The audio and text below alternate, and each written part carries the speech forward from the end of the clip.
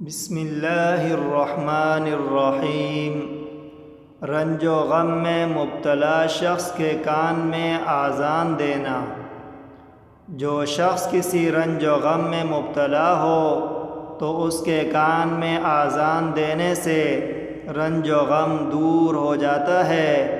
حضرت علی رضی اللہ عنہ فرماتے ہیں کہ حضور صلی اللہ علیہ وسلم نے مجھے غمگین دیکھ کر فرمایا، ابن ابی طالب، میں تمہیں غمگین دیکھ رہا ہوں۔ میں نے کہا، جی ہاں۔ حضور صلی اللہ علیہ وسلم نے فرمایا کہ تم اپنے گھر والوں میں سے کسی سے کہو کہ وہ تمہارے کان میں آذان دے، کیونکہ یہ غم کا علاج ہے۔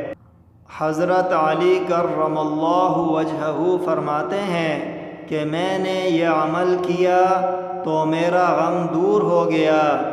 اسی طرح حدیث کے تمام راویوں نے آزما کر دیکھا تو اس کو مجرب پایا۔